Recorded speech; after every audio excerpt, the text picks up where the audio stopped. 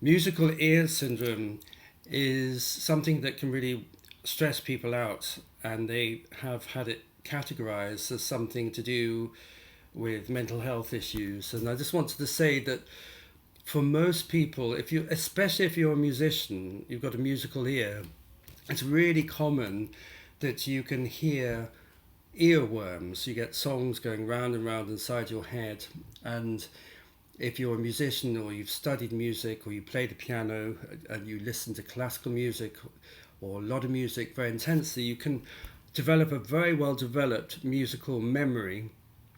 So you can almost, in your mind's ear, replay the whole thing as if it was happening. Like you've got a fast forward, rewind, and play button in your head. If you get stressed, then the earworms and the thought processes get much stronger. So the earworms can push into your awareness much more, and you can get music that just doesn't switch off. Makes you think of that Carole King song, music keeps playing inside my head over and over and over again. This is a normal thing for musical people. Most people have an ability to remember music in their mind. And if you're stressed, this can become very dominant, just like any thought process. When we're stressed or in fight or flight, we become much more mentally active, and that tends to dominate. So if you're extremely stressed, the musical earworms can become so strong that it's really hard to switch them off. So you get classic cases of Schubert, great composers who are constantly full of rampaging symphonies in their mind. This is very much part of the territory of being a brilliant musician and writing and composing. So I think the danger comes when we start calling it a hallucination.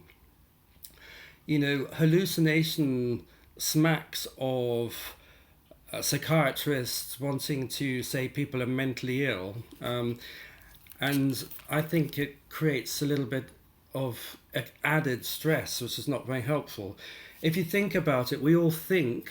We can be sitting on a train thinking quite happily. We can be planning a meeting, having an argument with somebody, and if we get very stressed, the thinking gets really strong, and sometimes it can be very hard to switch off the mental chit chat. This is common to every human being on the planet. But you don't say that these people are hallucinating because they're hearing their thoughts.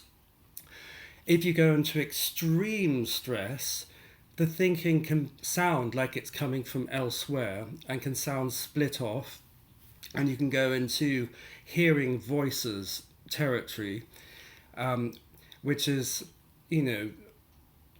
arguably that can spill into hallucinatory territory if you really believe it's somebody else speaking to you. But very often, in most cases, it's listening to your own mind, but it's so dominant and so powerful that you really think it's coming from somewhere else.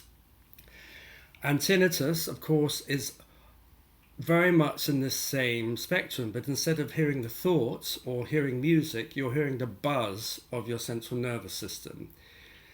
Tinnitus is just hearing the buzz of your central nervous system, and something in you is too switched on that you're picking that up. It doesn't matter if it's hearing your thinking, music, or the buzz of your tinnitus. All of these things are just signs of being too switched on and too activated. And when you calm and settle, especially when the body feels safe and you really feel well inside, the kind of feeling that you have at the end of a lovely yoga class, or lying in a hammock by the river in the summer, one of my favourite things, when everything is fine and the world is good and you feel safe, then all this chatter and activation can switch off. So once again, with all these things, whether you're hearing the buzz or you're hearing music or you're hearing your thinking, the best thing is to really work on settling, soothing and calming yourself, and all these things settle down. So we get into that ideal state where we can compose music if we want to, or we can think about a meeting if we want to. We can listen out acutely if we want to, but we can just drop back into resting and feeling fine.